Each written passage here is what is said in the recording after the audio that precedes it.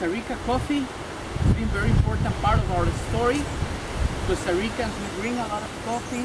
We produce one of the best coffees in all over the world, but we export just 1% of the coffee from all over the world. It's a small percent. Outside the country, it's a small country. Well, we're trying to produce just quality in Costa Rica. Arabica, guys, is the only coffee we grow in Costa Rica by low. Better coffee by altitude and distance to the continental divide top, where we have several volcanoes. Volcanic soil let us provide more flavors in our cup. Right needs 2 seasons, basically 2 seasons to produce, because make a cycle with seasons. Rainy season, the plant blooms. The water or rain forces the plant to bloom. 5 days the flowers stay alive. After that rainy season, all the rain, the plant absorbs all that water for making or producing the berry. Once finished that rainy season, where we are having now dry season, sunlight is what ripe the berries, because ripe berries, they have some natural sugars, and sunlight hitting those berries makes them ripe. And places, even here in Costa Rica, Punta Arenas, too low, a lot of rain, microclimates or 4 seasons, those areas, the plant confused and cannot produce like they do it here. You follow me? Mm-hmm. I'm trying to. No, now, where coffee is native?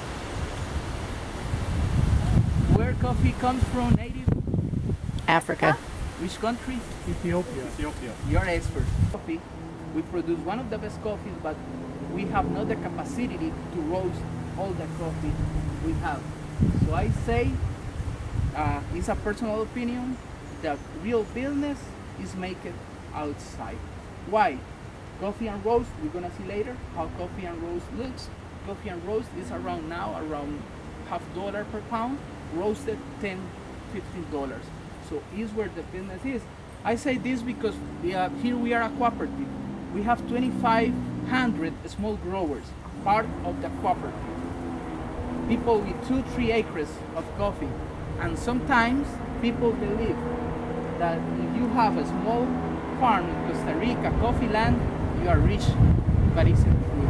Because who makes the business, the money, are the roasters. The reason why the small growers, part of the cooperative, they get better prices because we roast coffee. For big companies, they store, like here, we store coffee and roast it.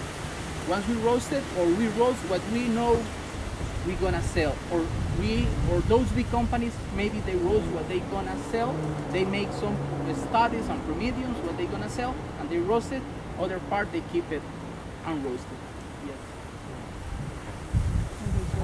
How long does the roasting process take? We're gonna visit the toasting plant.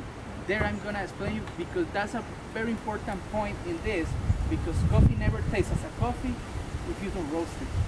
So without any roast, you're not having anything. This is what companies they buy cheaper, maybe $0.50 per pound, roasted $10, where the business is. And also those companies buying this, they can play with the roasting time, providing even 50 different roasts. If we export it roasted, they cannot play with flavors or all this. And the husk here we use it to fertilize fields. And some bigger companies or bigger producers in Colombia, they make paper with this. Now guys, if you want, you can taste it. It's hard. Just taste it, and you're gonna see that it doesn't taste as a coffee. No coffee. What gives the flavor? The roast. That means you can have all this, but if you have not roasted, it doesn't have it. So can we roast it at home? Yes. Actually, we used to do it. We had some metal panels like this one, and those wood stuffs we had in Costa Rica, and people. I remember my mom used to roast coffee. The only way that maybe you don't know is that the best point of roast, but like machines they help. but it was really good. Actually, they peel it with that mother pistol, they dry it with sunlight, and they roast it with good stuff. It was